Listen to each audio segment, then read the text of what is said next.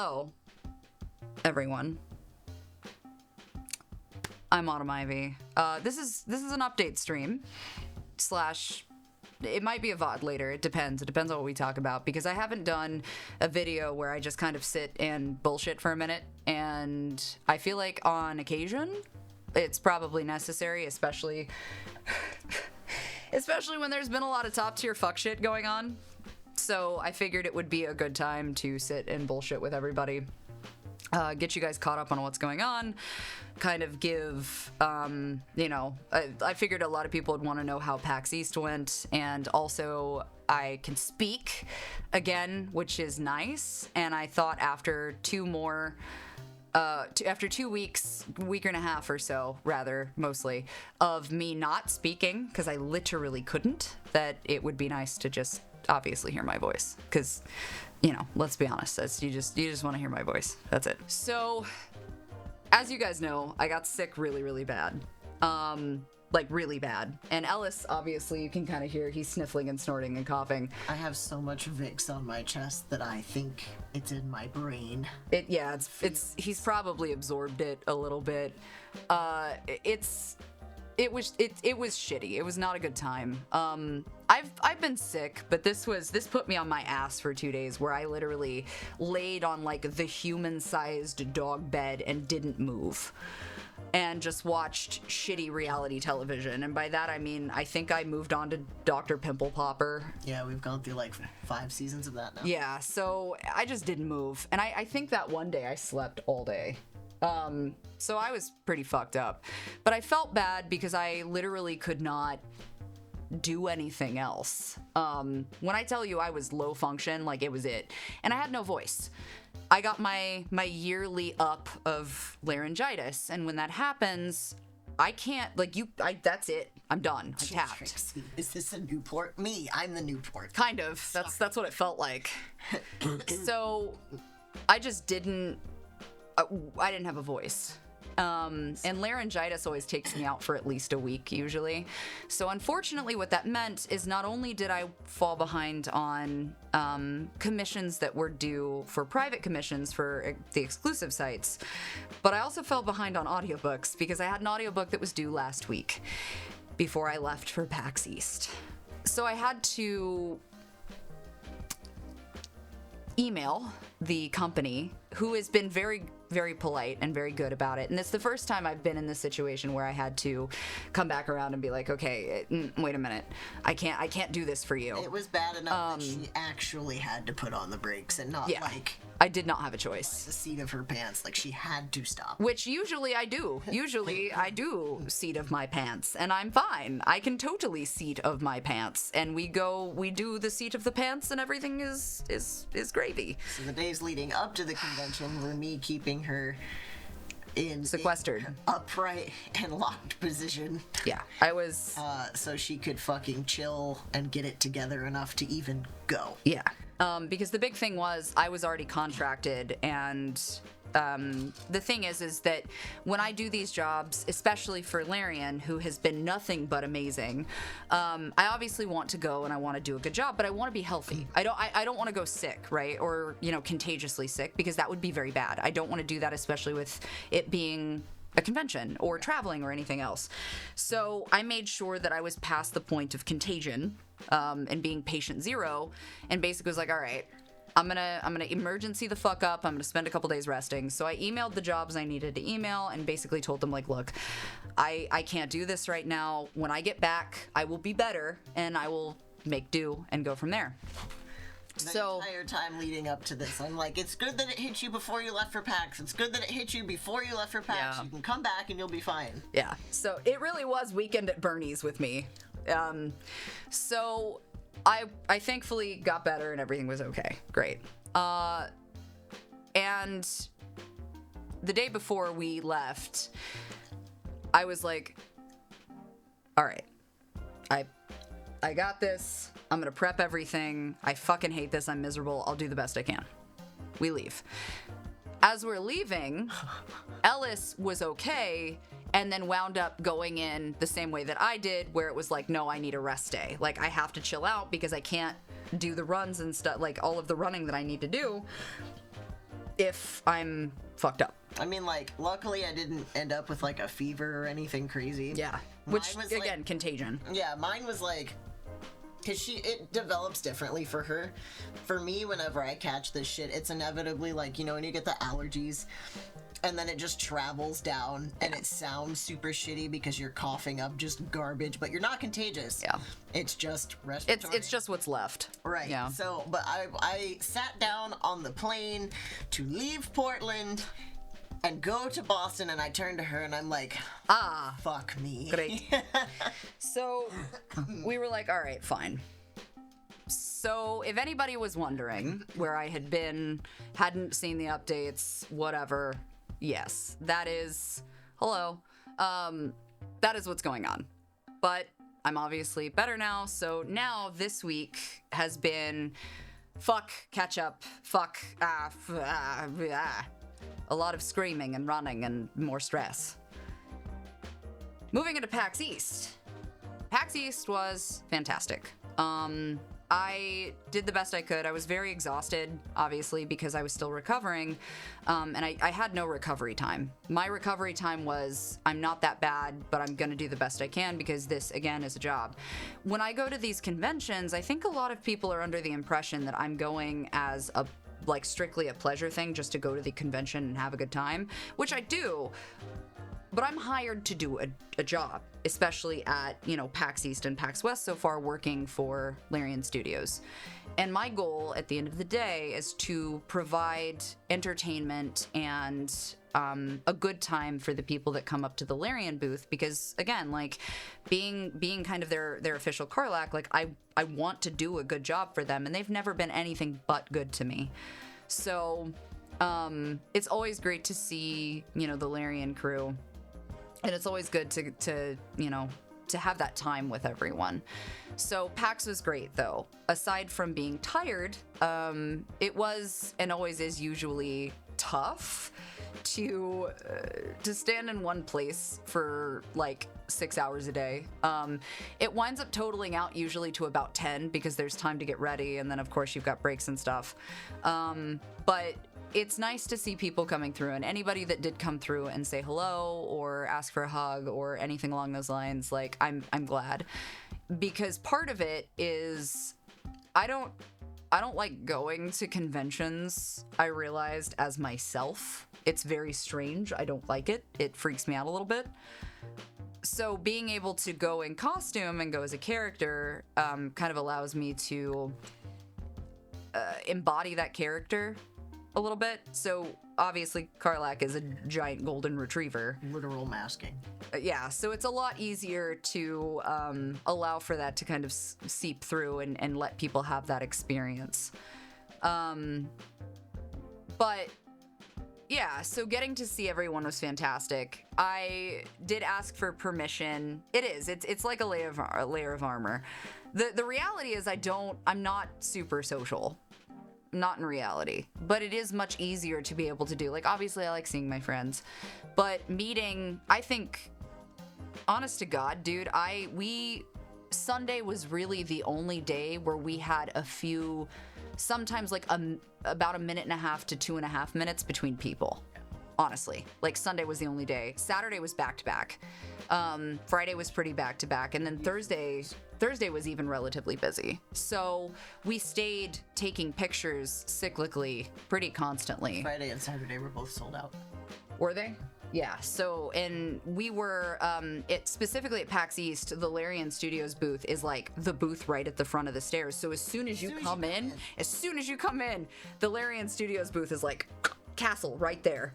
So, like, yeah, you're coming down the stairs and there's the first shit you see, that and the fucking dune worms. Yeah, and the dune worm. People come straight for you. Which is great. You know, everybody seems to have a good time. Again, I love being able to see people, and especially the people who are really excited to see the characters and just get that experience. You know, and I've spent the last year and a half or so officially doing this, so being able to do it for them on an official capacity and get to see people light up to see these characters is a really cool experience. you know, it's just like anything. It's like when you go to Disneyland or Universal Studios and like you see your favorite character. I don't know. Otherwise, though, everything with Larian, of course, went great. Larian has never been anything but phenomenal, and I'm super excited to have any opportunity to work with them at any point. I got to see Samantha Barrett again. For those of you that are not aware, they are the voice of Karlak. Sam's amazing. I adore them endlessly, and they are never anything but just lovely and fantastic, and I could not like gush enough. We got to have another like flexing, adoring situation. I did not give Sam a piggyback ride, but I definitely will offer. Karlak meeting Karlak is an epic moment. It's true. It's true. Yeah, Toxic Crusaders was also there. And I had the pleasure of running up to Cauliflower, who is a prominent Dead by Daylight player. I got the chance to meet them in person. They were playing, I guess, like every day, 1 to 3 p.m. They were playing rounds with people, because they're like a pretty. It was them. I guess that's like their big thing. Them and then another one named King of something. Yeah. It was basically 2 big DVD streamers. Yeah. They got pulled in, I guess, to do like a semi-pro DVD thing, but like the DVD booth was fucking lit, dude. I don't know what was going on. I hadn't seen, so for the last year and a half, obviously, Dead by Daylight hadn't been there that I had been aware of. I'm pretty sure this was their first official year. But they had like a big booth set up. You were able to come in. They had like 10 computers set up where you could play. And now, loving reminder, I have been playing to some degree on and off Dead by Daylight for like since literally launch, which has been almost 10 years. It's this year's 9. I think next year's their 10-year anniversary. So it's been almost 10 years I've been on and off playing. I have not touched it for Like 2. probably a year or 2. Yeah. I had the pleasure of meeting a lot of really phenomenal people along that line. And obviously, while I was there, as a lot of you know, there was an announcement for the newest killer, who is Peepaw. the animatronic and is Peepaw.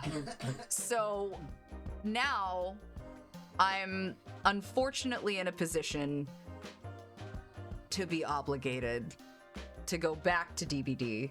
Not just that, but they also relaunched for a short time the 2v8. It's live today. It's, yeah, literally they opened it back up today. And the 2v8 is 2 killers on 8 survivors. Which apparently the matches take fucking forever. As they should. But they're a lot of fun. Yeah. The thing is, so Ellis and I started kind of looking back at a lot of the metas and a lot of the builds and stuff. They've changed so much, even in the last year, that I'm like, I'm fucking lost. So we're obviously still playing Marvel Rivals. That's gonna continue. But periodically, you may also see me playing Dead by Daylight again to like relearn, because I feel like an idiot looking at half the shit you can do now. Autumn, cosplay Peepaw win. Unironically, a lot of you are already aware, but I will inform you also, Caffeinated, or anybody else that doesn't know. It's still in the complete, let me write out my list of shit I've got to do for it stage. But I have had a costume that is Springtrap based, called Fear Trap. At least that's what I'm calling it. There's not actually a legitimate, like, it's not legitimate. It's not canon. This is a personal, like, concept build that I really, really liked the idea of. And I've talked about it a little bit on streams prior. The problem with Fear Trap, though, is that it's going to be a huge fucking build for me. It is. It's canon in the Legion. You're right, Ray. It's Legion canon. Fear Trap is a really fucking big build, and specifically what it is, how do I break this down? So All right. You know how Springtrap has gone through iterations. Yes, actually, Natalia, that's why I'm bringing it up, is the digit grades have to do with some of this too. So Springtrap has iterations. Obviously, there was Golden Bonnie, which was like the initial, technically, or like the Yellow Rabbit, right? Technically, but realistically, I think he was literally Golden Bonnie. Yeah. So once that happened, the Springtrap mechanisms happened, and then he became Springtrap.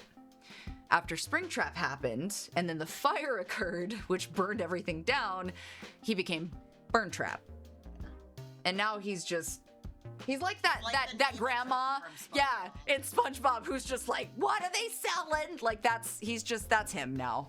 With the basically. split off of Crispy People. Crispy People, but the split off of Glitch Trap, which is weird to explain, but also still an iteration of Springtrap. It's like AI Springtrap. Yeah, so I don't want to say after Burn Trap, but technically during and after was Glitch Trap. And Glitch Trap, technically, I almost feel like was the concept of consciousness and AI, right? So there was still this, how do I carry on? Yeah. They handsome jacked him. Yes, actually, that's a great way to put it. They handsome jacked him. And if you don't know what we're referencing, Tales from the Borderlands, basically there's an AI version of Handsome Jack that shows up. Even arguably more of a dick than the original. Okay, yes. But I also would be a dick to Reese, so that's fair. But the concept at this point for Fear Trap was I kind of wanted to bring the idea of like biological anatomy to a tangible degree with mechanical engineering, and basically what would happen if someone got so obsessed and crazy that they wanted to take what was left of Burn Trap, which is not a lot, and pull what was left of it along with like any of the circuitry and the memory, like basically the RAM, and anything correlated to Glitch Trap that was left over, and present it and feed it through into a new programming base. The problem is that they didn't know enough about tangible electronic based animatronic builds, but they knew anatomy and physiology. So what this person inherently did is they became so obsessed with the story. Yes, they Frankenstein monster. Exactly. They Frankenstein monstered it.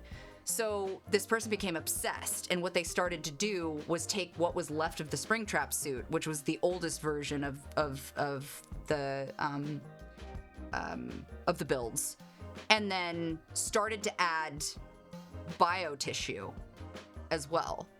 So the concept of Fear Trap is that I'm building more of a realism base, so like almost like a werewolf, but in this case, there are still animatronic undertones to the build. It just takes on more of a visual realism, where I'm adding on like patches of fur and like corded muscle, veins, a lot of viscera, and just various like gore pieces intermingled with the mechanical and animatronic undertones.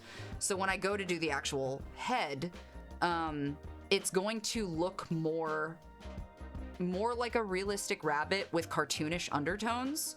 So it's not going to look like your canon Springtrap.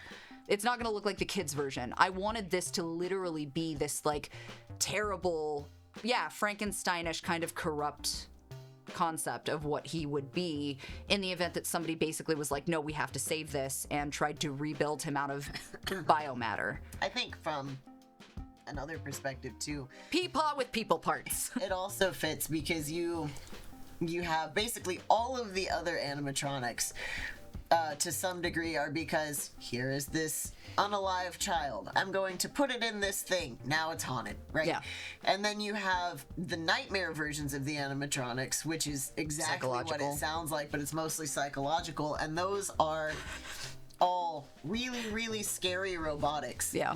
But Afton in Springtrap was the only one that was alive in the suit when he died. Yes. So the concept of being able to do this, even when he's just regular old Springtrap and we see him for the first time in 3, that's still mechanics and a dead body. Like, you can see reanimated corpse. And you can see it in some of the games when he opens his mouth and you can see his literal rotting head inside. So, like, this is not so far from the original subject matter in the first place.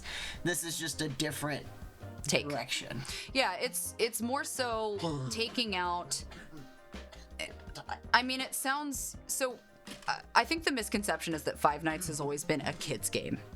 And like it's not actually. Like if you get into the books and things, like the canon story of Five Nights is so not child friendly, but they've kind of made it that way.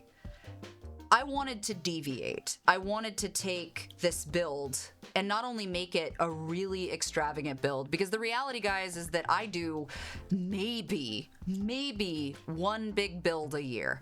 That's all I have time for. I don't have time to do everything that I really want to do all of the time forever, which is why some of my costumes are bought and a lot more of my costumes are very simplistic and either modified and like bought and modified, or thrifted and modified. Or if I do sew something, it's really simple. And I do that because I just don't have time. I have 50 things going at any given time. When you sank almost 100 hours into one costume last year, that takes out the spoons to do that more than once a year. Yeah. And Karlak specifically, I worked on for a week straight, nonstop. Like, I think 8 to 10 hours a day I worked on Karlak. And that's not a joke. I think I pulled a 16-hour day one day, because it was the day that I did the top. I think was like 16-hour day. So when people have this concept of like, oh, cosplay can't be that difficult, like it's not that big of a deal, you could just make it. Like, nah, guys, like when a cosplayer looks at you and goes 120 hours, it's not a joke. It's a lot. So the red wings that I had in here initially that were on my wall took me 68 hours. Karlak, I think, was like 80 something by the time I was done. And that included the prosthetic molding. Like, I had to hand mold everything. And even then, visually, Karlak does not look like a lot. But I laid out and measured and hand cut fucking 30 straps, I think. At least. Out of fabric, all the same size. So you did that twice because you did the pattern first and then you did it again. Yeah, I had to do a mock-up first to make sure I was even right, and I did that out of like an old holy bed sheet. So specifically though, I can do like one big build a year. I just don't have time. I would love more time, but the reality is, when people ask me like, Autumn, what do you do? I do fucking everything. And it's hard to tell people because I think people automatically see, it's a stigma issue. People automatically see, you know, on the website, like, oh, sensitive material, and then they go in and they're like, oh, you must be a schmansley or schmonly schmans girl, like, clearly. And it's like, hold on a minute, hold my beer. Like, I was doing boudoir shit like 2010, you know what I mean? Like, I've been doing this longer than those websites have existed. The reality, though, is there's so much between, like, oh, I do photography, and people are like, holy shit, you do photography? And I'm like, yeah, I like taking pictures of animals. And then on the back end, that's a hobby thing. I keep that to myself. But monetizing stuff so that I can pay my fucking bills and take care of these animals and make sure that they have a roof over their head and food, and I can constantly upgrade things that they need, I have to do a lot. And audiobooks, for example, are a lot.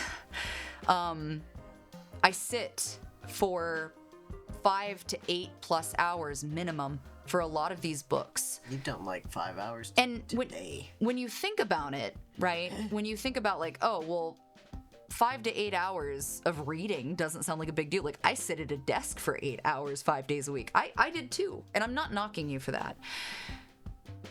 But that's just the reading part. That's not marketing myself. That's not editing everything. That's not getting auditions out. That's not making sure that I am consistently marketing the backside of things, right? Like, I think people who come to me and are like, well, I want to be a voice actor. I'm like, that's fucking great. I want you to be a voice actor too. I think that's great for you. But I don't think people also understand that you're not going to get yes every time. You have to be prepared to get no's, or to get not anything. The amount of auditions I've just not heard back from, and I have no idea what the fuck happened. Most of them. There's a lot of them. And it's not because I'm necessarily bad at what I do. It just means I wasn't the best fit for that project. And that happens. But you got to be prepared to hear no. You got to be prepared to hear nothing. You've got to be, in a position to upgrade your stuff when you have the money. Like, buy back into yourself. 3/4 of the money that I've spent related to voice acting stuff has immediately gone back into voice acting stuff. So what little bit of money that I was able to make went back into that. And then it's the same thing with costuming.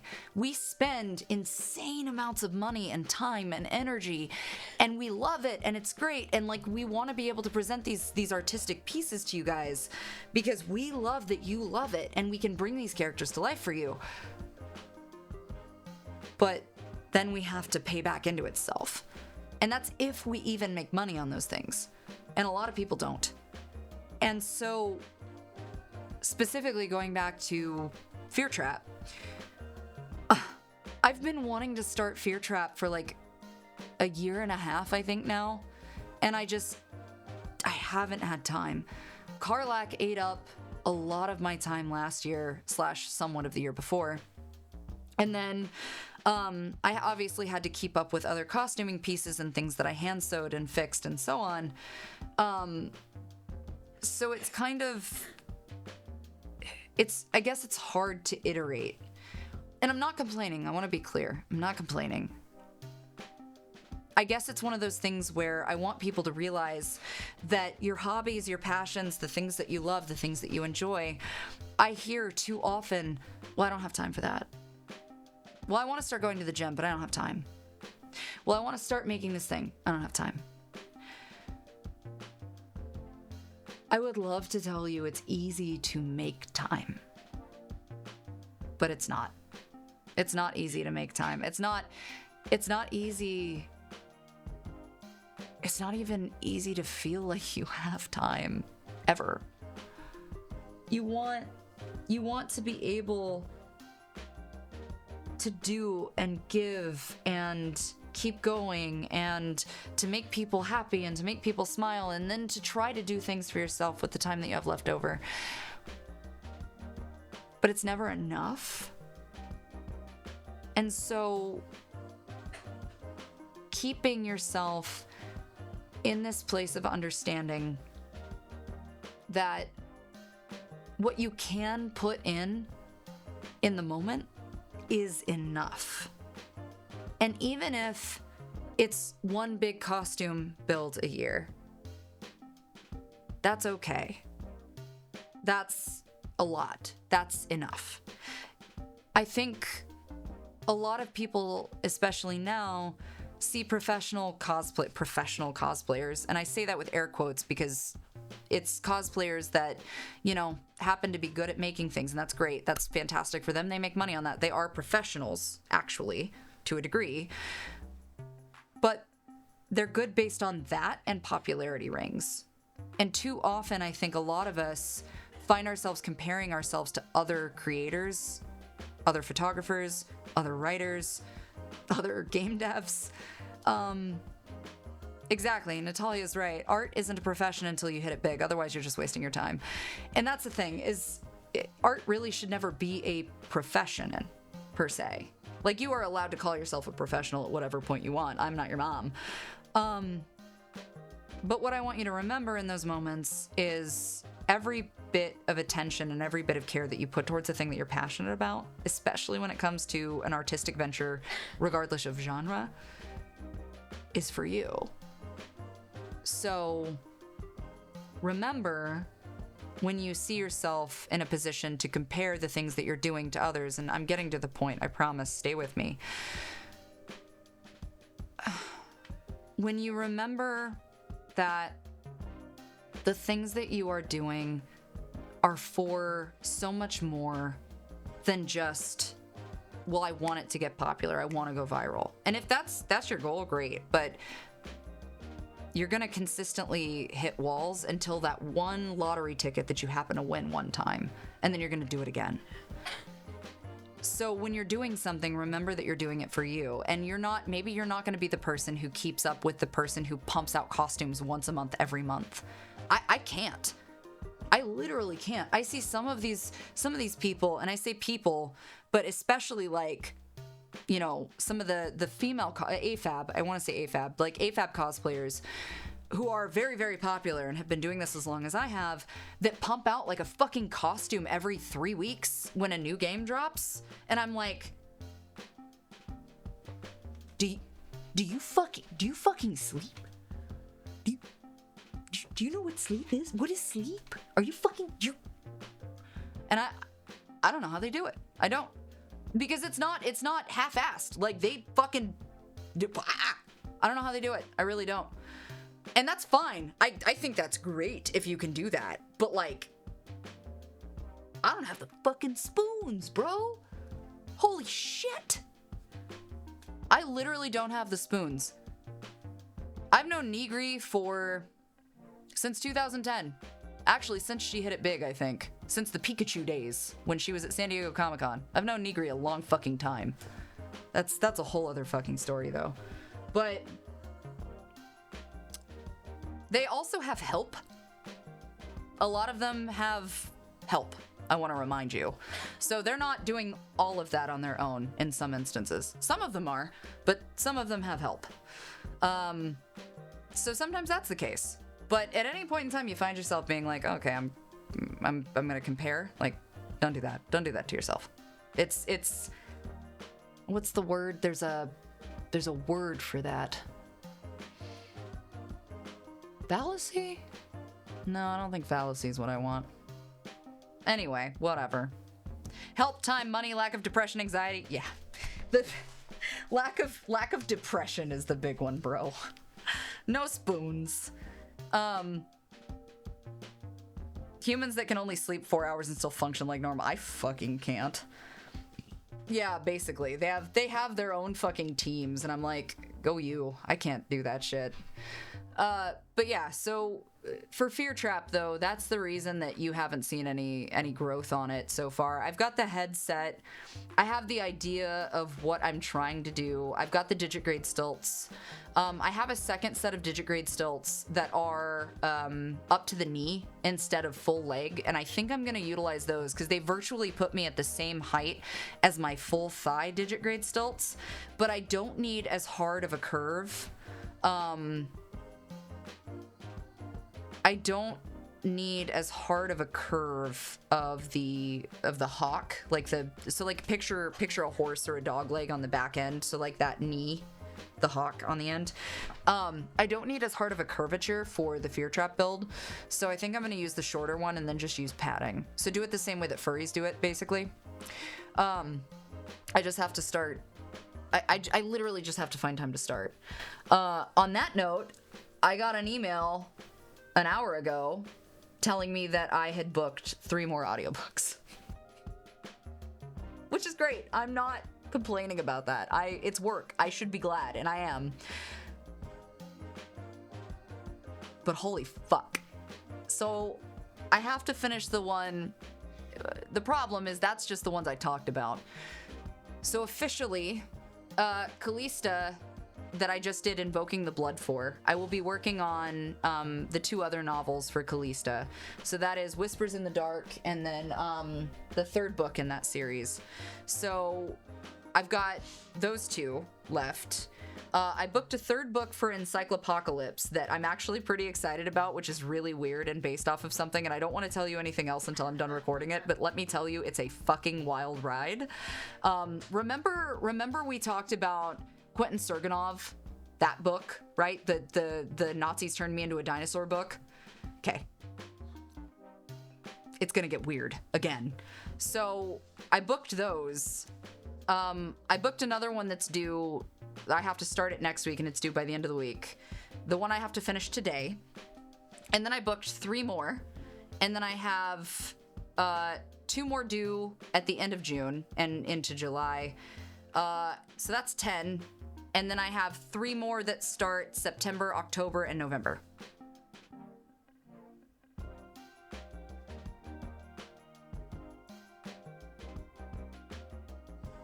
You know, now that I've laid it out like that, I kind of wish I didn't. I kind of wish I didn't say that out loud.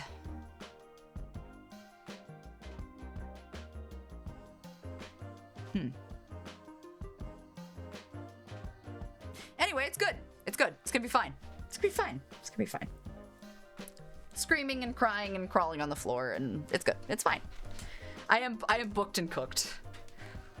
Just few, just a smidgen, just a small amount, just a wee amount of books that I have to record. It's just a wee bit amount. I don't know what I've done. I don't know. Do you wanna open the Pokemon cards Tyler got us? I think they're in here. They should be like right there. Yeah, hold on. Let me check. Oh, no, don't be sorry. Like, I want to be clear. I'm not bitching. I am grateful and I am lucky and I don't know how I did it. I don't. And if anybody came to me and was like, holy shit, Autumn, that's amazing. How did you get all these jobs? I'm going to be like, fuck if I know. Because I don't. I don't know. I have no idea. And, oh, another thing. Keep your eyes, ears, nuts, whatever, to the wall. There is a new film that I am going to start working on here shortly. We will be launching crowdfunding for it. We already have a promised sum, but we are going to launch crowdfunding to try to push it a little bit more. I will be working with Monty Light, who was the gentleman who did Bittertooth, and a team of really, really cool people. This one is going to be a lot different than Bittertooth. There are... How do I say this? No, I can tell you this. It's going to be in the synopsis anyway. I can tell you this. I'm not under NDA. It's fine. There will be werewolves. I am not a werewolf, unfortunately. Technically, I am. Okay, so how do I... They're werewolves. I'm not technically one of the werewolves canonically in the story, but I get to play the werewolf by proxy because I'm the only person who can use my digigrade stilts. So by proxy, I'm a werewolf. But there's werewolves, there's vampires, there's an undead samurai, there's witches, there's demons. Like, it's a supernatural horror film, which has a very interesting concept. So we will be coming back around again to do that and get ready to do the launch. So there will be a lot more information. I know one of the big concerns about supporting things is like, okay, but is the project actually going to go through? Is there this? Is there that? Normally, if this was someone who would be kind of backseating a project or something and I was not confident or did not know this person, then I would never put myself in a position, at least after the last few times, to be confident to tell you, yes, here's what's happening, because I wouldn't know.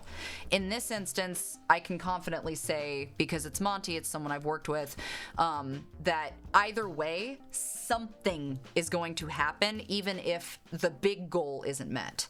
But if we are able to at least have the minimum, we're good to go. So something will still be happening regardless, but basically the more crowdfunding that we get for this project, the more extravagant shit we'll be able to do. But I somehow found myself in this weird position where, like, I'm assisting with SFX, but also helping prop the werewolf as like a stand-in. And I also have a prominent role. Roles? Technically, I play 2 people. So I will be also in the film, acting again, which is weird. It's a lot. Anyway, so keep your eyes open for that too. But there's a lot of shit going on. So if you guys are down for audiobook land, fantastic. I love that for you. I have tons of audiobooks coming out. There's also some new games coming out that I had the pleasure of voicing in, so keep your eyes peeled. I will talk about those as soon as I get the announcements. And some new animations, too. So I'm waiting on some information for a lot of this stuff, but specifically, I think you guys are going to be really stoked for some of the stuff that's coming in. Can I just tell you guys, I think I can announce it. Technically, I'm contractual, right? So I'm gonna tell you guys a secret. I don't know what the fuck she's talking about. I'm gonna tell you a secret. We're gonna surprise everybody. I'm gonna tell you a secret. Okay. So remember how I told you that I got the information? I'm just gonna give you a title. I'm gonna give you a title. Okay. Are you ready? Taken by my brother's best friends. Oh my god. Plural. One brother, multiple friends. For free?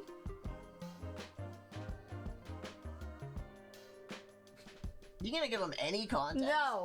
No. They get no context. You get no context. You can find out in July. Sounds like an airtight evening. What in the Wattpad story?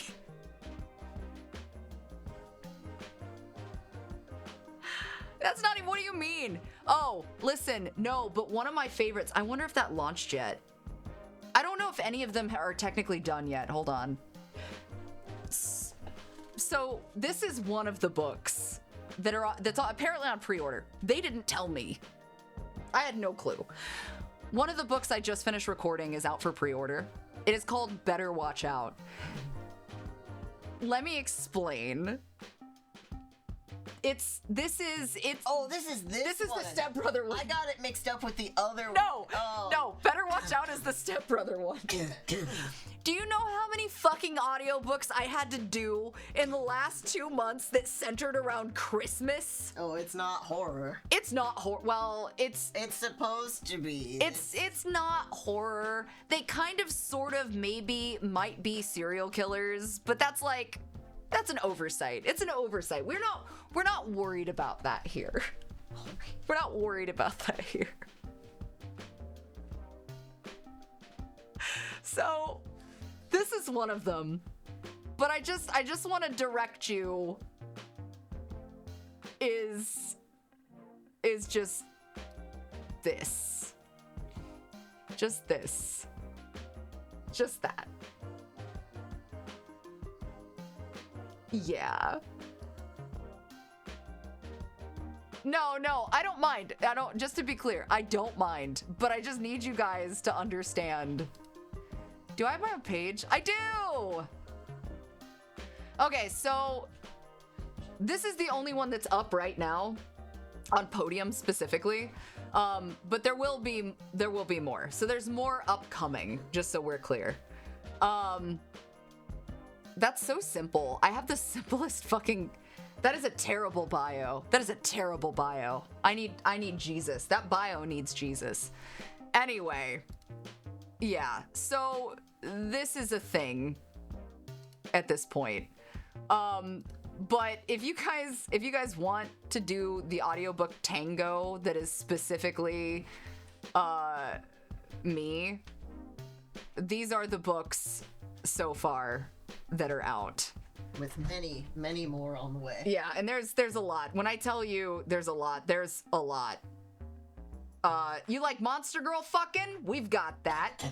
You like Step Brothers? We got that. You like lonely broadcast stations? We got that. You like fucking primal whatever fucking the wilderness in Norway? I got that. I can do that for you. You wanna deal with a carjacking? I've got that. You like carnivals? You fucking like carnivals? We've got carnival men, baby. We've got carnival men. You like erotic horror that's questionable? We've got that too. Questionable's a word. Questionable. You like Doug Bradley and fucking Barbara Crampton and fucking Mick Garris? We've got that. We've got that right here. You like fucking dinosaurs and hate Nazis? We got that too, baby. You like classic books? You like that noir vibe, right? Bond? You like Bond? We've got the Sterling Standard. You like transformation kinks? I've got that too. And then a really old poetry book that I did literally in 2017, which is quite literally one of my first. But God bless Tamara Thiel for trusting me. Anyway, that's just what's released.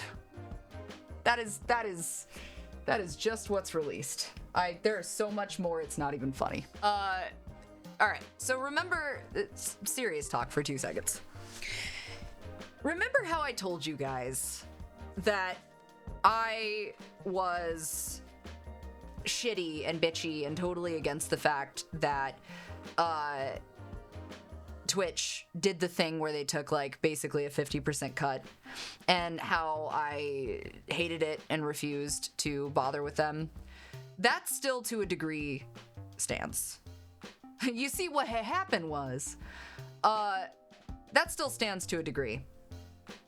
The problem, exactly. However, after PAX East, I was presented with a handful of... it's got nothing to do with night shift. Yes and no. I was presented with some stuff that I had not taken into consideration.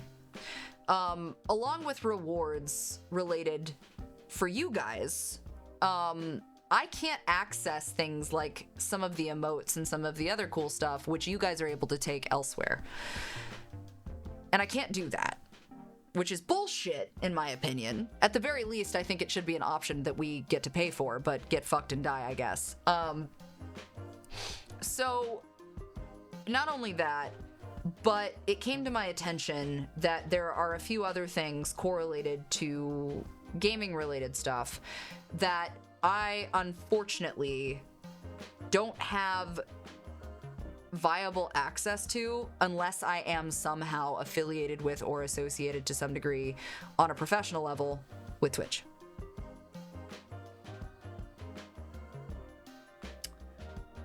I do not want to email them and put myself in a position to be like, hey, let's make a deal as far as affiliate is concerned.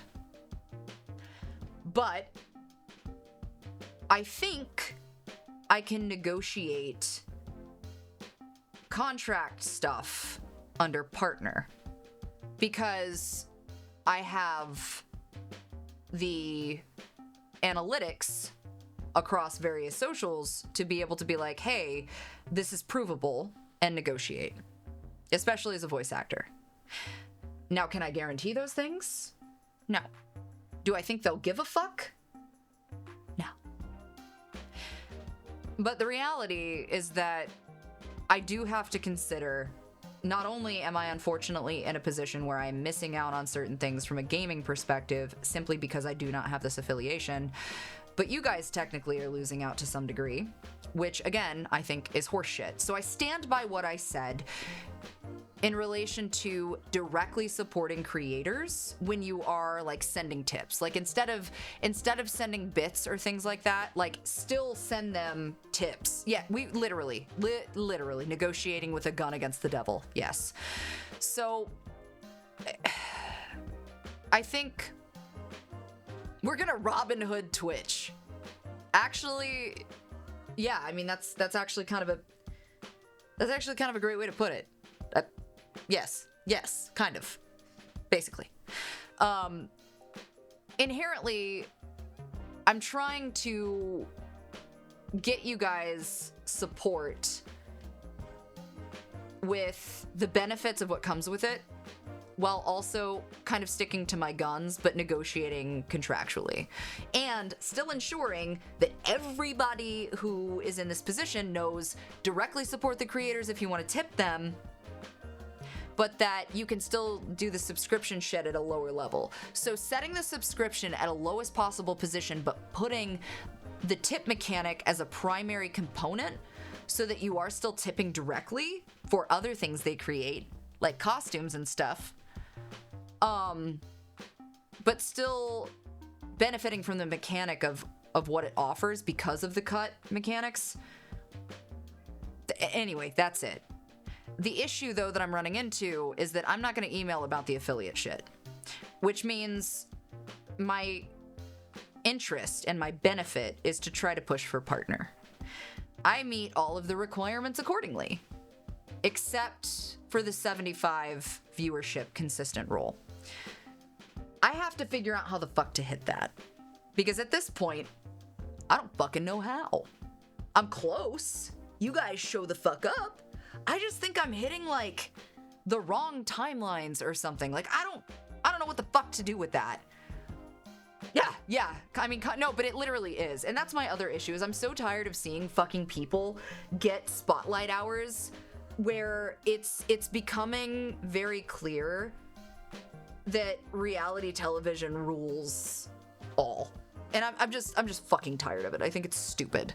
So I am going to start doing workout streams and fitness streams. That is my in-game goal. I have to finish setting up the internet in my gym, which is taking a little bit of time. But my goal is doing fitness streams and stuff, which I know a lot of you have talked about and wanted to see, and doing a few more IRL related things, which is why I'm sitting here having these conversations, because I think I've noticed, at least, and correct me if I'm wrong, but you guys seem to like the act. Like when we were fucking building this shit, like there was like 90 of you watching me build this for some reason. I wasn't even having conversations. I was just bitching in the background, but like there were like 90 of you sitting here watching me build stuff. So I feel like it seems to me that you guys like to more so have the IRL related things, which is great.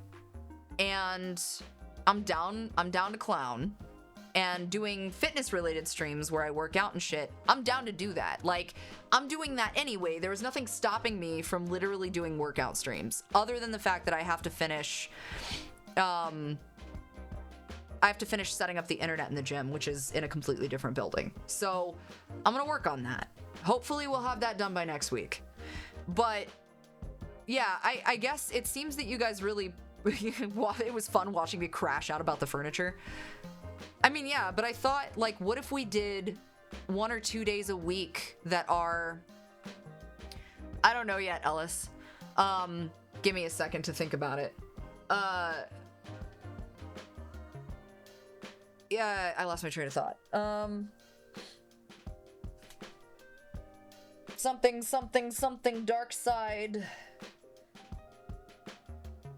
Oh, I thought about doing, like, voted on shit, but my goal would be to work up viewership to try to do that. So, like, twice a week. I ideally would like to do 3 streams a week, just because I just don't have a lot of time. But try to do 3 streams a week. Still commit myself to indie horror, because that's the thing that I love to do. Like, that's my personal thing. But at least 1 stream out of those 3, do a dedicated IRL stream that gets voted on. And obviously, you know, subscribers and stuff would have the primary vote, because they're directly supporting. But I think voting on a topic like, oh, are we doing gym today? Are we doing building? Are we doing cooking? Are we doing, like, you know, that kind of thing. But I figured if you guys really like watching this bullshit, you know what I mean, where I'm like building shit in my house or like cleaning or something, yeah, I wish we could too. But, well, so technically, if we get the internet fixed in the gym, we can take them into the garden, and the internet will reach. Because I can put a bouncer, in the garden, like, or not in the garden, but in the thing, and the internet should reach right there because it'll just bounce off the thing. It would probably be a mobile stream, I think, but I think we're just gonna be on the roof. I think technically we could. I would have to move the thing upstairs though. I mean, we could do it. Gutter cleaning. Oh no. No, because I don't like heights. What are you doing today? Cleaning my fucking gutters. What are we doing? Why did we turn that on? I like how you turn that on in the middle of me streaming. Oh, is it a problem? It fucks with the camera. That's... Oh, okay, sorry. No, it's fine. Just leave it now. No, I can turn it off. It's too late. It's too late. Just turn the light on. No. Turn the light on. No. Turn the main light on. No. You fucked it. It's too late. You fucked it. I fixed it. You're cursing in front of children. Do you want to see the Do you want to see the babies? I'll show you guys the No, babies. stop. Look. They immediately started leaning towards the light. Hi. You can see that they immediately leaned. They're babies. Do you want to tell them what they are? Have you guys ever seen Tickle Me plants or know what those are? I'll show you a video. Let me pull one up. If you're trypophobic at all, be somewhat aware. Okay, so this is a Tickle Me plant.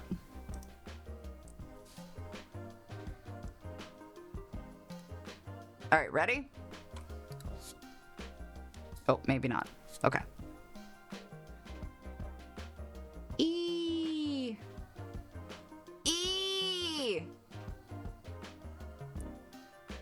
Bye. And they shut. Don't touch me! Don't touch me. Leave me alone! So those are Tickle Me plants. They're just children. So we walked into a plant store, and basically I was like so enamored by these plants that I don't know. And I was like, no, I can't. Like, what if they don't want to be touched? And Ellis was like, honey, that's literally like, that's the thing for them. And I was like, no, but what if they don't want to be touched? Or they wouldn't close. And then he bought a bunch of seeds, and he didn't expect them all to take, and all of them took, and now we just have a pot full of Tickle Me plants. That's it. That's the story. Not touch. But I don't know. They're cute. I like them. So we have tiny, I don't know what you call them. Sprigs? Sprouts? Spriggans. No, that's a D&D character. Anyway, they're cute. They can be named Elmo. I feel like name them Cusco. Sprouts. Tickle Me Elms. I'm also going to call it, you guys are great. Drink water, take care of yourselves, take care of each other. Don't do anything I wouldn't do, or do, I'm not your mom. That's fine. Ellis is going to give you candy, so it doesn't matter what I have to say. Yeah. Okay, bye. Bye.